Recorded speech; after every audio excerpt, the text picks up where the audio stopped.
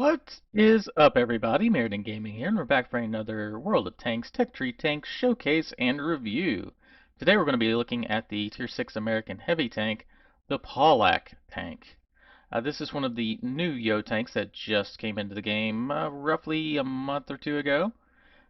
So yeah, definitely have played this quite a bit myself. I haven't got to the next tank yet because I got to the point where I was just not playing heavy tanks.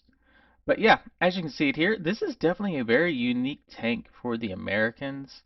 Um, Definitely a different shape and a different style. So as you can see here, I will say this has some of the best frontal profile of several of the heavy American tanks because you can bounce shots all off the front of this thing. But this little viewport right here, as you can see, not great. Let's go ahead and switch to the live. Now this is against 160 pin, um, but just using any little bit of angle, you can see it's going to bounce a lot of stuff. And then a lot of non-pins, same thing with the turret. You do have the cupola, that's a very typical American heavy tank thing. But yeah, if you angle right, they're going to be bouncing shells off left and right. So definitely make use of that. But yeah, straight on, they can go for this port right here for sure. So yeah, let's go ahead and get over to the comparison real quick. So, now of course I play on the North American server, so this is what I see. It may not be what everyone sees, but I see quite a few of the VK3001s, the OI, sometimes, not as often as the KB1S and the T150. These are the two I see the most. And of course we're going to have the M6 American tank from the original heavy tank line for comparison because, you know, that's the other American heavy tank. Alright, DPM. Yeah, not great. Not great at all. Mainly due to the reload time of this thing. It does have decent pin. It's right in the middle of everything else, so you can do okay. It's not great. I do have to mention that the OI, the KB1S, and the T150 all have derp guns as well. I didn't put them on. Well, I did for the OI because that's what the OI is.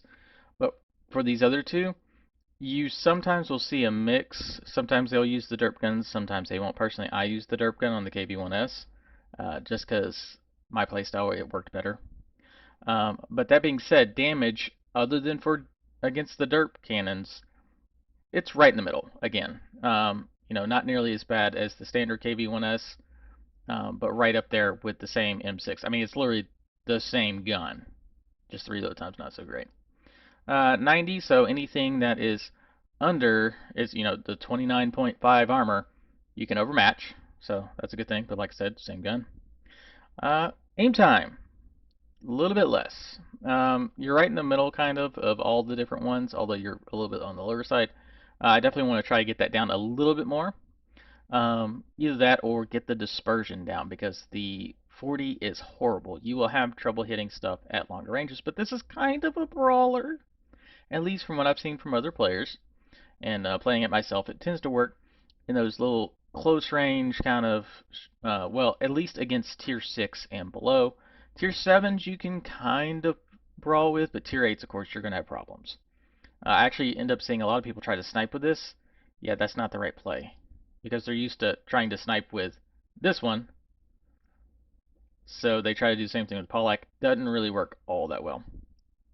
Now, the one thing that's different about this compared to the other heavy tanks, and even more heavy tanks further along in the line of the Pawlack, 5 degrees of gun depression.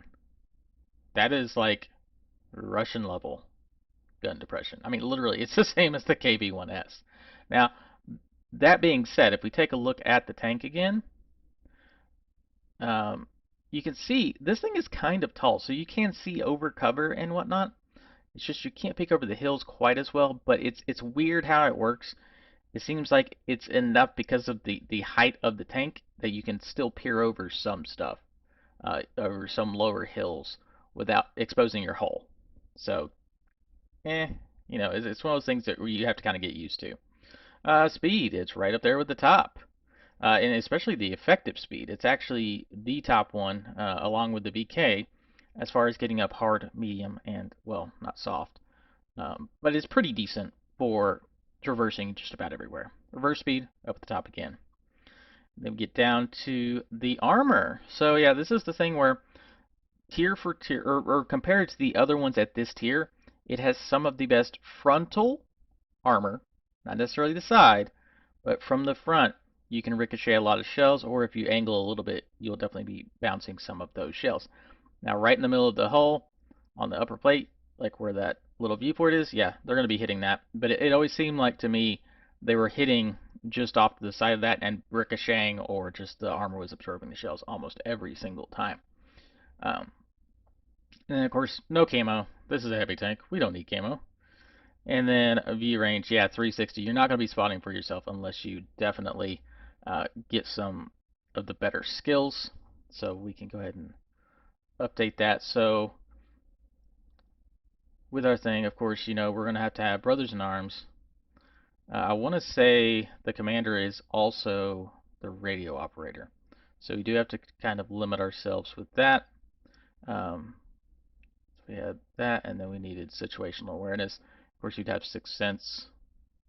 And I can't remember what the other commander one was. Probably the repairs I would go with. And then, of course, we're going to need snapshot. You always need snapshot. And then you also need... where's my other one? Snapshot, smooth ride. Those are definitely all things you're going to need. As far as equipment, Vince is always good, but I almost feel like you might even want to try the improved hardening. We'll stick with Vince. That's my standard setup for just about everything. And then, of course, we either want to get our aim time down or our aiming circle. I'm probably going to go with aiming circle on this one, just because you're kind of trying to snapshot. You're not sitting out there. And probably a gun rammer. I feel like you could definitely make use of that to get your DPM up a little bit more. So that brings us up to 7.4. So it's almost the same as the M6.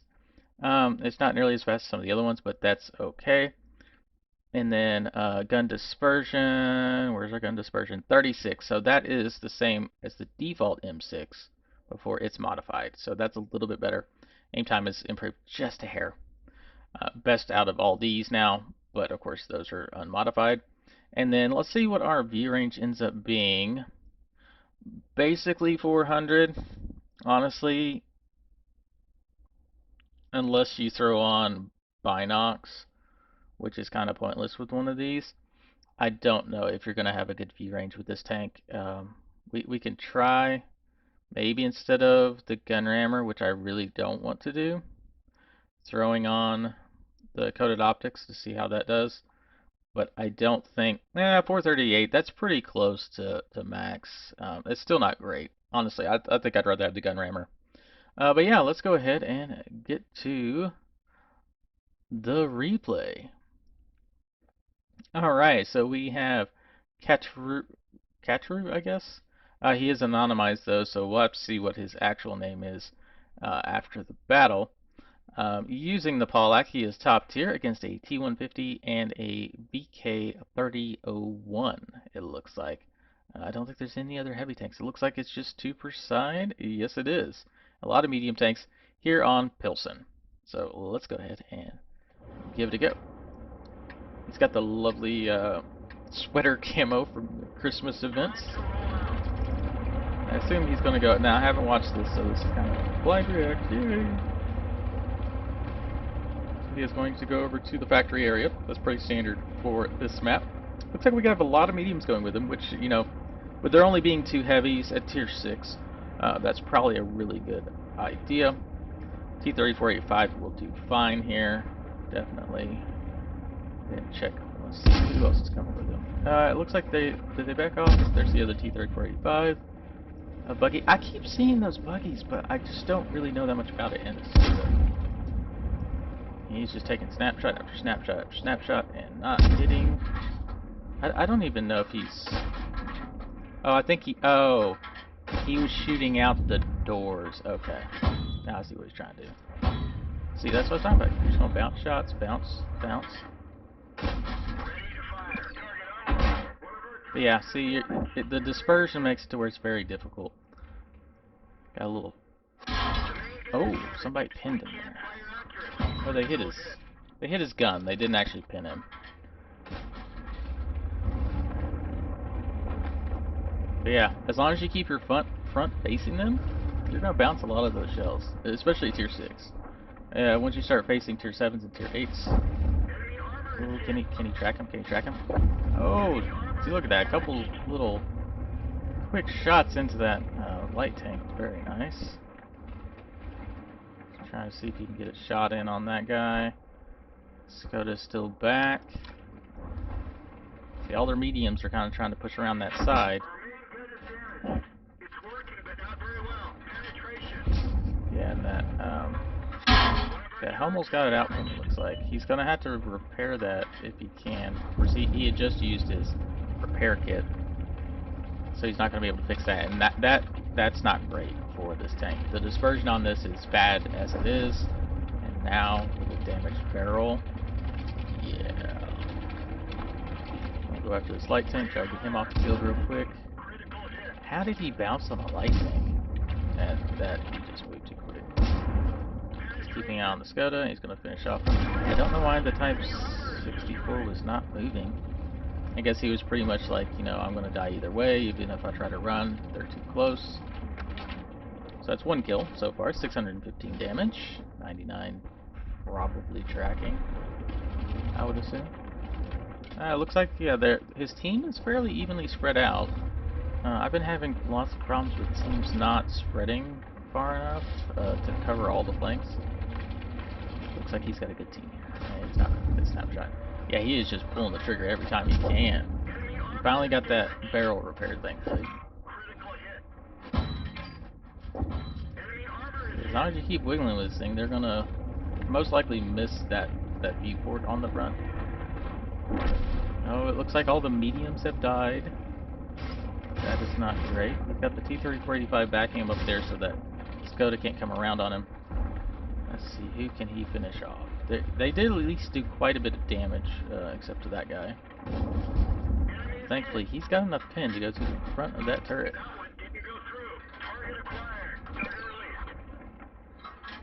Clear out some of that cover. Look at that, just gonna keep on going through. Now he's got to watch for people trying to flank, because he'll come out of that warehouse just to his left. Yeah, see, that's what I'm talking about. Oh, just a critical. Light tank's gonna run. If you can finish off that T-150, that would be really good.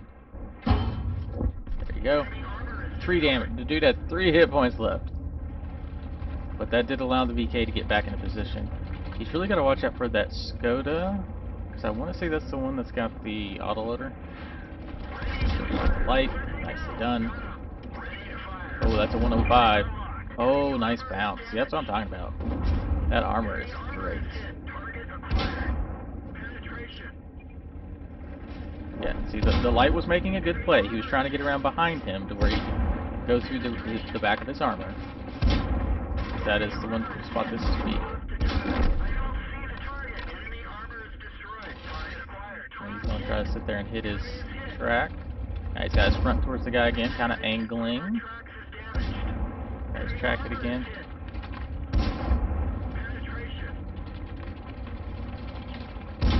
I'm not sure if he has the upgraded gun. He may be using the lower rated gun just because it's got a faster reload. That's actually pretty common with a lot of top level players. They'll go for faster reload over alpha all day long. Well, it depends on your playstyle. If you're more of a sniper, yeah, you want the alpha. Oh, caught him on fire. Yeah, finish off that one too. Oh, he had a fire extinguisher. He's dead. Wow. That's what I'm talking about. This thing just bounces. I mean, he's already bounced 2,300 damage. That is pretty ridiculous. Alright, so now he's got to deal with that Nashorn up on top. He's already killed 7 of the enemy team. Wow. Oh, there's the Nashorn. Trying to pop him. That's actually a really good spot for that Nashorn.